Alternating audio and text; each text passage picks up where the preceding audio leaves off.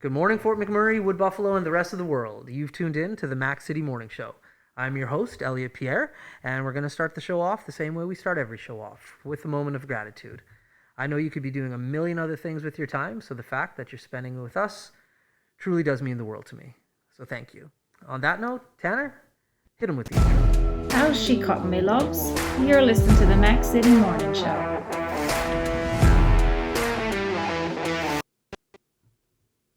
All right, and we're back. I'm excited about today's guest. I actually do know this individual. We've spent some time over the years chatting with each other, collaborating on certain projects, mainly for my old career, actually. So it's going to be a fun episode, but as you guys know, I don't introduce my guests. I let them do that themselves. So on that note, can you please tell everybody who you are and what you're about? Sure. So I'm Crystal. Have been a resident of Fort McMurray for 12 years. Wow. Have been with Careers for 10 of those years. Okay. And proud to still be here and working here and growing a family here. There we go. Mm-hmm. What were you doing for the first two? I was at the YMCA as the employment counselor there. Oh, interesting. Yeah. I didn't know that. Yeah. So before we get into you and me just bantering, please, as people are watching right now, tell them what Careers Next Generation is, what you guys do, what the organization's all about. Sure. So we are a nonprofit that's provincial, but we do have a branch here in Fort McMurray. Okay. And our whole purpose is to connect youth with employers through 3 different pillars, whether that's experience, exploration, or just bringing awareness to the youth about the labor gaps coming up in the future. Okay. Mm-hmm. Now, when it comes to these students and you're trying to employ them, for kids who are watching it, because we do have a younger demographic on the show, what type of career opportunities are you looking? Because we all know, well, not we all know, I shouldn't say that. Most people know about the RAP program that's Right. Implemented in the schools, but this is different from the RAP program.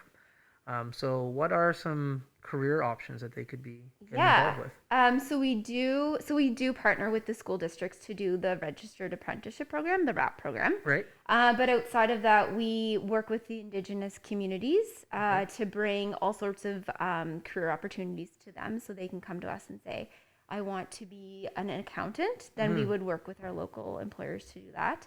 We promote health services, ICT, so information communication technology, forestry, power engineering. Right. So yeah, those are basically Yeah. the things that we promote. It's pretty diverse.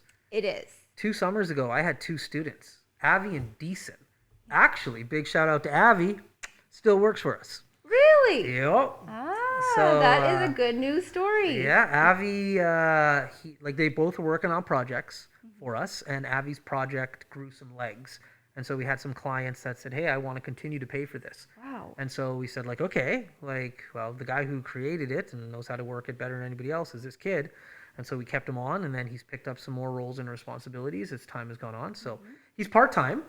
Not full-time, but It's incredible. yeah, so we hired Avi, and he's still working for us. So he's an amazing kid. And he's still working because you gave him the opportunity to explore Yeah. and do his thing, Yeah. and he got to prove himself. That's and he's right. still here, and he's That's still right. working in that career, and that's Yeah. what we love seeing. It was the cutest story ever. And in regards to what I do is very untraditional to begin with. And this is prior to the pandemic. So I never wanted him to come into the office. I don't expect anybody to come into Exactly. an office. You can work from home. But his parents are East Indian and very strict and very rigid. And so I had to meet with him and his dad at Tim Hortons to they had to get a feel for me, and because they couldn't understand why their kid was playing basketball at 12 o'clock in the afternoon. I'm like, listen, I don't care if Avi does his work at 12 in the afternoon or 12 midnight. Just he has tasks. This is how we track them. He's doing them extremely well. He gets to choose when he wants to work and where he wants to do it. Yeah. And it was really cute. His dad was very invested in his son's future. And I think when you give them that flexibility, they just kind of go with it because they can work on their schedule. And when the brain is going and they're brainstorming, they can really run with something. That's right. So the flexibility, is Yeah. wonderful. I remember us having this conversation. Yeah. Yeah. It was a good one. I liked it. Was a great program, and if your company can afford to help support, you should do it. More often than not, summer students, for anybody out there, they're not the best employees because you got to put the most work into them. However, what you get out of it is tremendous. Incredible. And if we look at the long-term picture, so we're spending time mentoring these students and giving them the opportunity to grow and learn. Yeah. But at the end of the day, they have a mentor here in Fort McMurray, and the likelihood of them coming back and building roots here Higher. is much higher. That's and exactly it. Yeah, and to see that happening with our programs is absolutely Yeah. incredible. Yeah. Like, we're helping build our labor market right here. That's exactly it. Yeah. That's exactly Yeah. it. So how did you get involved with Careers Next Generation? Actually, so when I was at the YMCA, I worked with the school districts and Okay. I prepared the RAP students to go into the programs. So I worked really closely with the off-campus coordinators, and the off-campus coordinators referred me to careers, and then they called, and then the ball just kept rolling. Okay. Yeah. Very cool. It's my passion. I love helping the youth. I love seeing them grow. That's what keeps me engaged. That's what keeps me at careers. Yeah. Nice. Now, I know I don't know anything. I'm assuming that you guys are still working out of the Bob Lamb Center, or were We you guys- moved, actually. Oh, see? Yeah, Good good question. That's what happens when you assume, right? That's right. 'Kay. So we're in Gregoire now. Okay, because of the flood. The Bob Lamb Center, is it even reopened? I'm not sure. Well, you might have moved for different reasons as well. However, I don't even think that building is still. I don't think it's operational Yeah, yet. I think they're still working on it. Yeah. I'm not sure what. So you guys are up in Gregoire. Where in Gregoire are you located? Eric, we're on McDonald Drive, right? So we are on McDonald Drive. Okay. Almost across from Enbridge. Okay, I know where that is, roughly. Yeah. I think She's looking off camera. She's got you honestly are the biggest entourage that has ever showed up on the show. Just throwing it out there. Nobody's come rolling this deep to the show yet. Three people. 3 people deep. Yeah, So just in case. big entourage. Yeah. So, but I have to assume because of COVID, like you probably meetings, people coming in aren't as much as before. You're probably doing a lot of things. So we're still working Virtually. virtually. Right. Yep. So we're still connecting with youth Yeah. and all of our stakeholders virtually. Yeah. How are you finding this because like I don't have a kid who's like of the age of working in like careers or going into these programs. How are the kids finding it?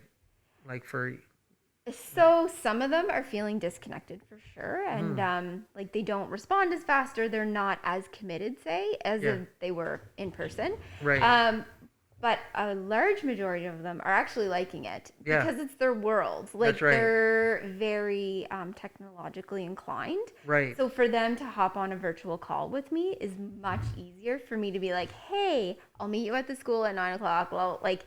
So again, the likelihood of them showing up to a virtual call is much higher. Right. So the connection, from my perspective, is much stronger now. Yeah. And even because we work in Wood Buffalo, so throughout the entire region. Right. So we work from Conklin to Fort Chipewyan. So even being able to hop on a call that way with the youth, they're getting to see me more. They're getting to know me a little bit more. So then they're more... likely to open up and tell me what they really want so I can help them in terms of growing in a career. How many students do you roughly get? Like this is a weird year, but I know it is a weird year. Yeah. So when COVID hit, we saw about a 40% decrease in our placements, okay. but we normally place up to 300 students a year. And that's from trades to all the careers I listed before. Wow. Yeah, That's it's quite huge. significant. Yeah. Yeah. We're That's an very proud of understatement. that number. Obviously, we want more students placed, so that's why we're here today. We want more employers Yeah. to come on board and to be aware of what our programs can accomplish. And, Right. But yeah. So from an employer standpoint, like there's some employers that are listening right now. Like, what's your pitch? Like, why should an employer get involved? How can an employer get involved? Because I truly know that there's not everybody in town knows about you guys. So how can somebody get involved with you? So I'll start with why they should get involved Let's with do me. it. Yeah. So with Careers Next Generation, so they get to grow their own, right? So they're young. So we're talking either 16 to 25, depending on the program. Right. So they get to grow that student. So they get to invest in that time, the training, and then if they like them, they can hire them right out of the program once they're completed. And how they can get involved is they can easily go to our website or come to our office or give us a shout. We can easily set up 10, 15 minutes. All of our program coordinators are really fast. We like to get to the point and not take too much time of the employers, but give them that down low. Okay. Yeah, Cool. give them the pitch. There you go. And you guys have a number of heavy hitters for partners already that We are partners do. with you. So we have about, I would say, 45 employers on board right now. That's awesome. Yeah. That's Yeah. phenomenal. Again, we're very proud Yeah. and we're very lucky to have that commitment from the employers given the COVID restrictions and the economy. Like we Right. have a lot of That's right. barriers right now, but Yeah. our partners are staying true to their word and Yeah. it's been wonderful. It's been very helpful. Yeah. Now, with working with you guys, the one thing that blew my mind was the caliber of applicant. Because I went through, like, I don't know if you remember, but I interviewed five or six. Anyways. And I was just there to pick one. And then throughout, I was just like, hey, they have 3 individuals here that, like, I'll take all 3. And then it just worked out that I was lucky enough to get 2 of them. If you're a kid, a young adult, if you're a young adult trying to get involved, like there's obviously a criteria for you to have that caliber of clientele for me to pick from. Crazy. So like, what is the criteria for a young adult to get involved? So we're looking at their academics. So they need to be performing high in academics, and their attendance is huge. So if they're not showing up to school, they're not showing up to work. Right. So we look at those 2 items and make sure that they're performing well. Yeah. And if they are performing well, then for the high school programs, like we'll meet them one-on-one, we'll get to know them. Just make sure like we're getting a gauge on them to make sure that they will represent themselves, the school, and careers really well. That's right. And then for the co-op program, which Eric can talk to, but we take value in that we look at their math and science marks and make sure that they're pretty high, like very high. Right. And they compete amongst one another. So Right. if the average that year is 90, then that's the average that the students have to meet, and we rank them on that. Oh, okay. Yeah. Yeah. No, it's and most people know by now, like my background is human resources, so I'm quite accustomed to doing interviews and having to like filter through, and like more often than not, you're interviewing a bunch of mouth breathers that you don't want to employ. True. And every single young adult that I interviewed was just stellar and mind blowing. Like I've never been in that situation before. Yeah. It was really impressive. Yeah, and I guess when we're filtering through them, like we know that attendance and academics is really important, but again, knowing how they can interact and whatever, so spending that time with them, gives the employer the opportunity to see that. Yeah. And it is like we pat ourselves on the back for that, and the students are great. Like they are doing so much to make sure that their career goes the way they want to. Yeah, that's right. Now you've been here for 12 years now.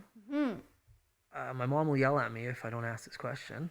How's your family doing? Your family's growing. It continues to grow. Yeah. So we came here with a 5-year plan, like everybody does. else, right? And then we fell in love with Fort McMurray. And then, we just decided to start a family. And we have 2 girls. 2 girls? 2 girls, Oh, wow. You're in 5 and a trouble. half and 1.5. Wow. Yeah. Congratulations. That's awesome. It's pretty exciting. Yeah. 5 and a half and 1.5. So our 2 eldest, my eldest, I only have one. Yep. Keegan, he's 6. So is your child in grade 1 or still in EAP? She just graduated kindergarten today. Today. Yeah. Big deal. It's big a big deal. day. Yeah, no doubt. So she's called an EAPer, is what my kid would call it. No, EAPer's before. Yeah, She's so a kinder. kindergarten. She's a kinder. Yep, so she's going into grade 1. Yeah, they have all these slangs that I'm trying to like keep up can't. with, and Yeah, I cannot. like I think I'm cool. To this day, I think I'm cool. But my son, on a very regular basis, checks me and tells me I'm not cool.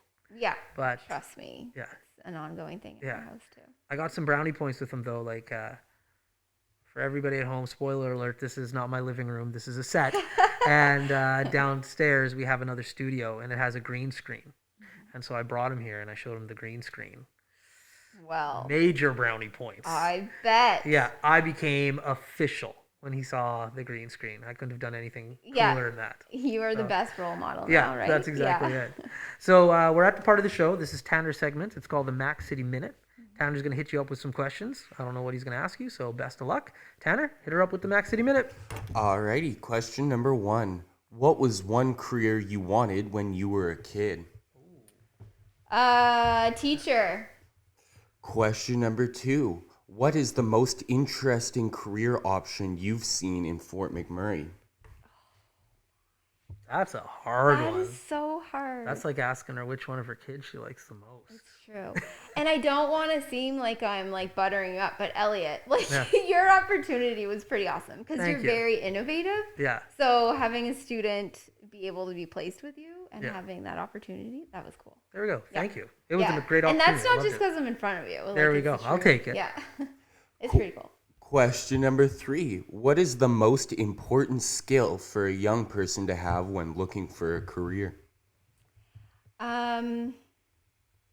So initiative, number 1. So you have to have initiative to not only find the job, but to, do the research, make sure you do well in the interview, and then perform well when you're in the position. You have to take that initiative. Question number 4. What was one of your best moments from your stay at the YMCA?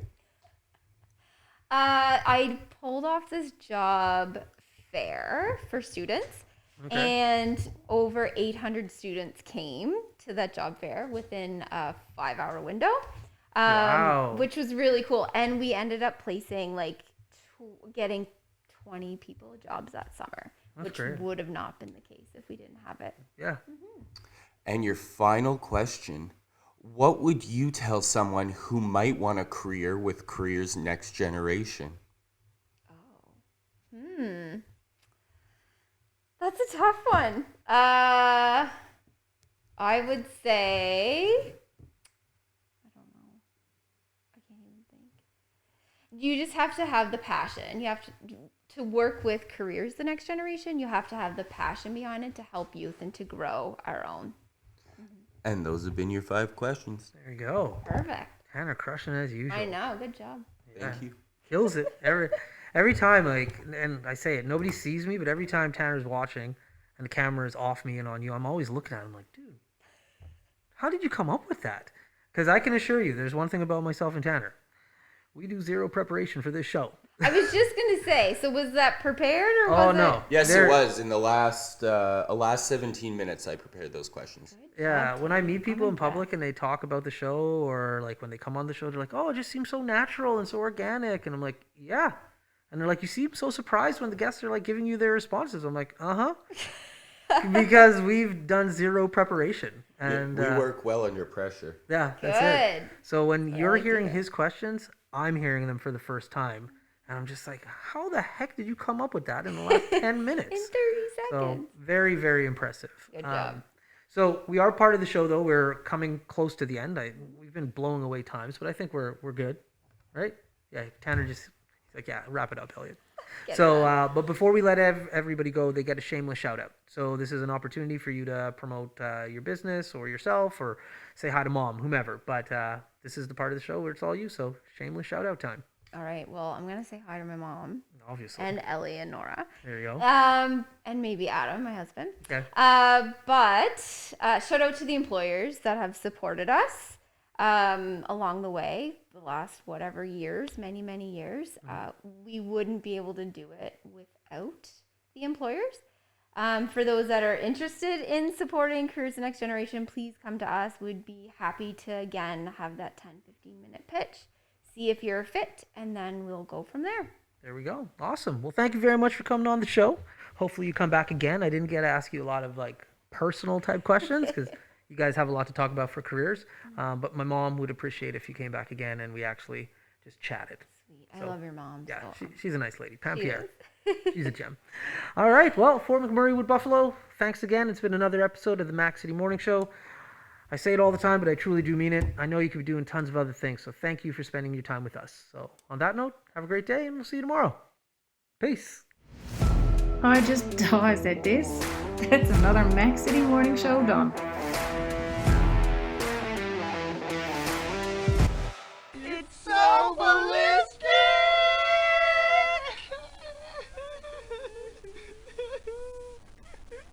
Talk about quenching your ugly thirst.